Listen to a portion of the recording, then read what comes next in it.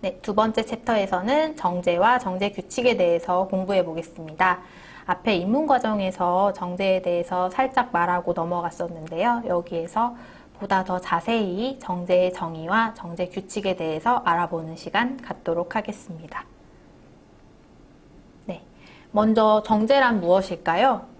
정제는 음성 데이터에서 잡음이나 말겹침, 소음, 긴 묵음 구간 등을 수정하거나 삭제하는 편집 작업을 말합니다.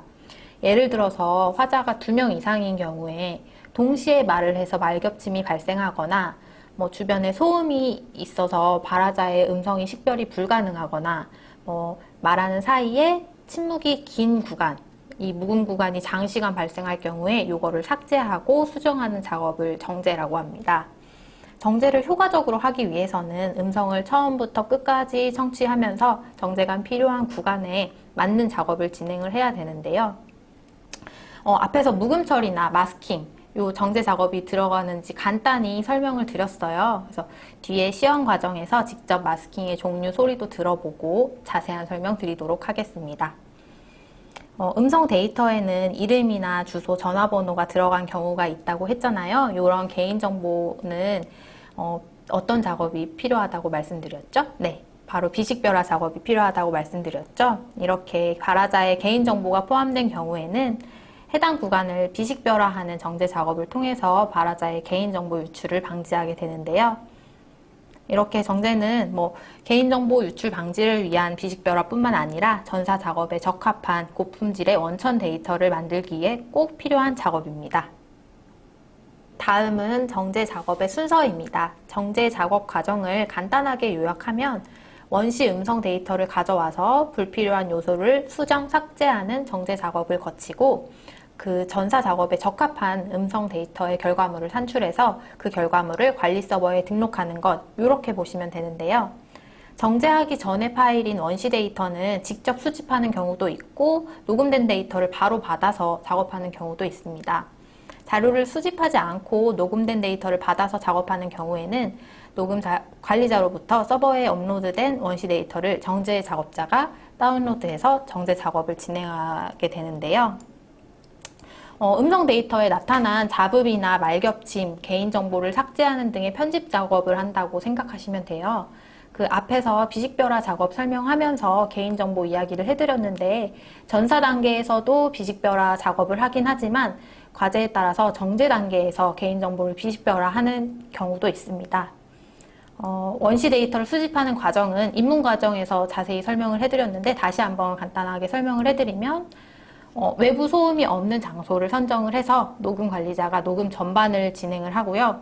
녹음된 음성 파일도 저작권이 있기 때문에 저작 동의를 받는다고 이용 허락 받는 거 말씀드렸죠? 네, 간단한 주의사항 안내를 하고 녹음 교육을 하고 화자 데이터를 만드는 용도로 사용될 녹음 참여자의 정보를 기록합니다.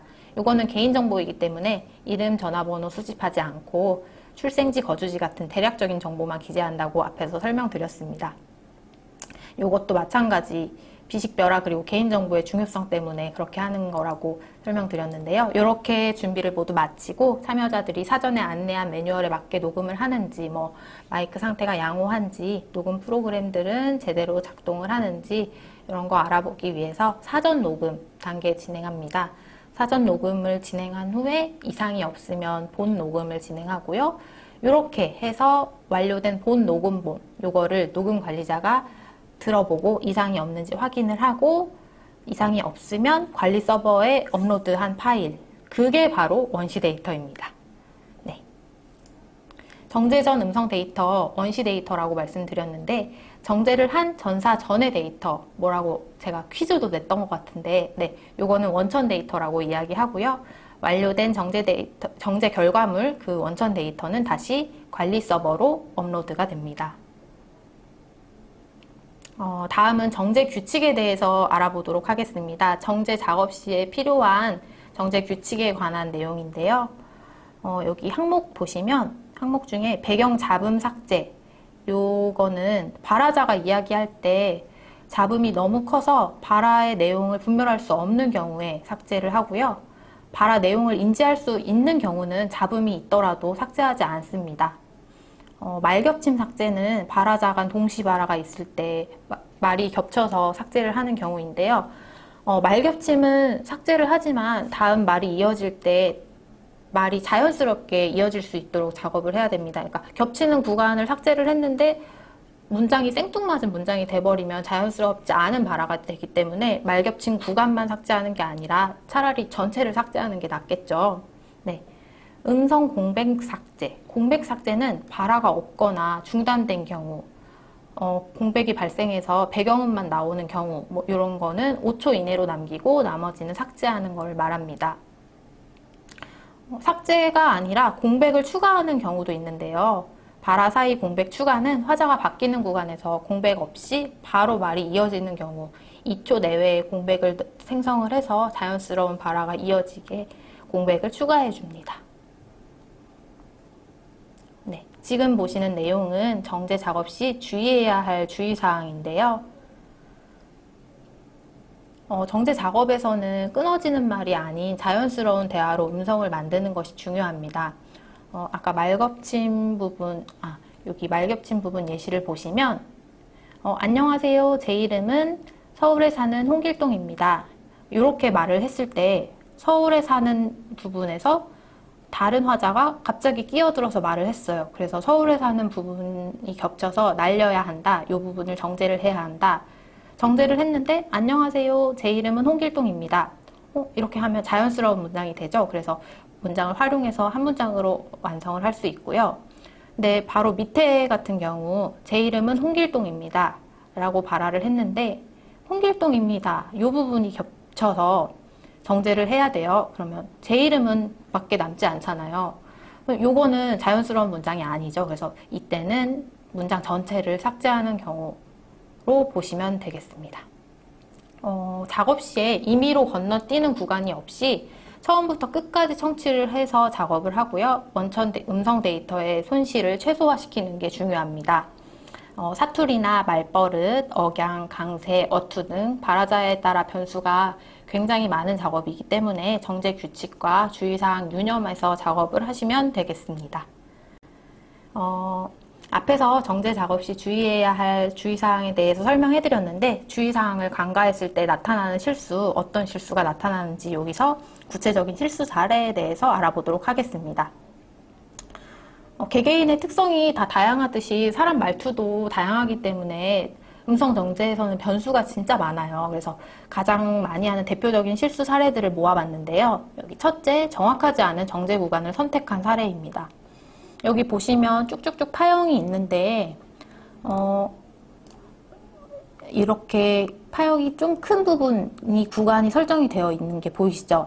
여기에는 발화가 있는 거거든요. 그래서 이 보시는 그림이 정확한 영역을 지정하지 않아서 발화 중간에 딱 끊겨 있는 거예요. 그래서 이렇게 자르게 되면 음성이 중간에 뚝 끊어져서 어색하게 들리게 되거든요. 그래가지고 정제 구간을 지정할 때는 이렇게 최대한 아무 그 파형이 없는 그 구간을 선택을 해서 자연스럽게 음성이 이어질 수 있도록 하시면 되고, 파형은 뒤에서 배우겠지만 이렇게 조절을 할 수가 있어요. 그래서 최대한 조절을 해서 알맞게 지정을 해서 정제를 하시면 되고, 두 번째 실수 사례는 앞뒤 발화 사이에 부족한 공백 그리고 또는 과도한 공백이 있는 경우예요. 위에는 저는 홍길동입니다. 저는 임꺽정입니다. 다른 발화자가 바로 연달아 이어서 말을 했기 때문에 공백이 너무 부족해서 어색한 문장이 된 경우이고요. 두 번째 그림은 저는 홍길동입니다. 저는 임꺽정입니다. 공백이 너무 많은 경우예요. 둘 다 흐름이 자연스럽지 않죠? 그래서 이런 경우에는 너무 많은 공백은 적당히 공백을 삭제하고 부족한 공백은 적당히 공백을 삽입해서 자연스럽게 대화가 이어질 수 있도록 합니다. 이 내용은 뒤에서 영상으로 직접 보여드리도록 하겠습니다. 정제 작업에서 또 가장 많이 하는 실수 사례가 자연스럽지 못한 문장을 완성하는 건데요. 저는 지금 연희동에 살고 있는데 혹시 어디 사세요? 이 문장에 연희동의 이 부분이 겹쳤다고 해서 정제를 했어요. 그래서 이 부분만 잘라냈을 때 저는 지금 살고 있는데 혹시 어디 사세요? 이런 문장이 됐잖아요. 어색하다고 느껴지지 않으세요? 이런 경우에 겹치는 구간만 삭제했기 때문인데 이때는 차라리 혹시 어디 사세요? 라는 문장만 남기고 앞에를 다 정제해서 매끄러운 문장을 만들어 주시는 게 좋겠죠. 정제 작업은 아까 말씀드렸듯이 처음부터 끝까지 모두 다 들어야 되는 작업입니다. 재생 시간이 긴 파일은 바로 좀 지루한 작업이 될 수도 있는데, 그래서 초반에 들었을 때 깨끗한 것 같은데 조용한데 이렇게 생각을 해서 이렇게 임의로 넘기거나 했을 때 정제 대상 구간을 놓치는 경우가 많이 발생을 해요. 예를 들어서 지금 이 그림에서 이 부분을 듣다가 깨끗한 음성이다 하고 스킵을 했어요. 그러면은 이 구간 전체를 다 놓치게 되는 거죠. 그래서 만약에 여기에 뭐 개인정보가 있거나 꼭 정제를 해야 되는 뭐 잡음이 있거나 했을 때 여기는 정제가 안 되고 넘어가게 되니까 뭐 여기 자기 뭐 정제 작업자의 실수로 인해서 비식별화가 되지 않은 걸 가정한다 이렇게 했을 때는 꼼꼼한 작업이 왜 필요한지 조금 더 와닿을 수 있겠죠. 그리고 마지막으로 정제 완료된 구간을 확인하지 않고 다음 과정을 진행한 경우, 본인이 작업한 정제 구간은 반드시 다시 한번 확인해주는 과정을 거쳐야 되는데요.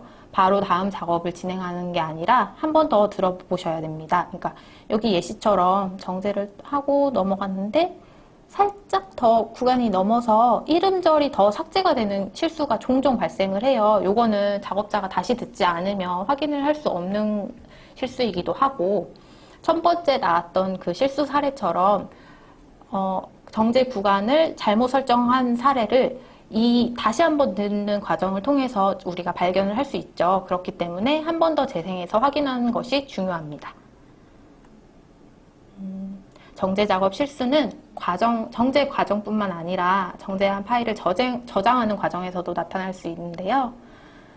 정제를 다 하고 그 파일을 저장하기 위해서 이렇게 내보내기를 하면 이 창이 나오는데 메타 정보를 입력하는 창이에요. 이 부분 이따가 시연해서 보여드릴 텐데 진행하는 작업에 따라서 메타데이터 작성 여부가 달라요. 그래서 작업에 맞게 진행을 해주시면 되는데, 메타데이터가 뭔지 이제 간단히 설명을 해드리면 구조화된 데이터라고 하는데 다른 그 데이터를 설명하는 데이터, 속성 정보 이렇게 생각하시면 됩니다. 그 대량의 정보 가운데서 찾고 있는 정보를 효율적으로 찾아내서 이용하기 위해서 일정한 규칙에 따라 부여되는 데이터를 메타데이터라고 하는데, 이 메타데이터를 작성하지 않는 경우에는 편집창에 있는 이 값 부분 정보를 다 삭제해 주시면 되고, 작성이 필요하면 그 규칙에 맞게 정보에 맞게 편집창을 수정해서 메타데이터 작성해 주시면 됩니다. 본인이 하고 있는 작업에 맞는 정보 꼭 확인해서 작성을 해주셔야 되고요. 샘플링을 미설정하는 실수도 있어요. 입문 과정에서 설명드렸는데 규칙이 고정되어 있지 않고 작업에 따라 유동성이 있는데 그 중에 하나가 샘플링이에요. 샘플링은 약간 속도, 재생 속도 이런 비슷한 개념으로 생각을 하시면 되는데, 정제 전에 또는 정제 후에 원하는 주파수와 샘플링 형식을 설정을 하고 작업을 진행을 하셔야 되고요. 샘플링이 다르게 설정하고 작업을 진행하는 경우에는 음성 파일 사용하는데 어려움이 있을 수 있어요. 막 외계인 소리가 나거나 되게 느리게 재생되거나 엄청 고음으로 나오거나 그런 경우가 있거든요. 그래서 본인 작업에 맞는 매뉴얼 확인해서 작업을 하셔야 됩니다.